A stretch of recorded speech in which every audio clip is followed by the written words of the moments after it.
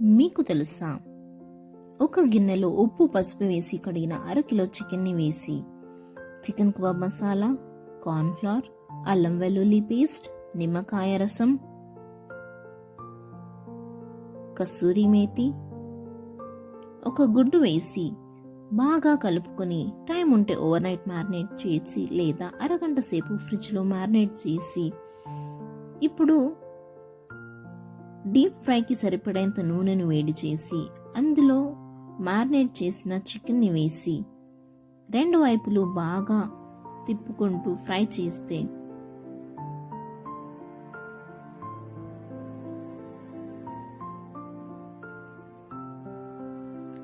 అంతే, chicken kebab ready.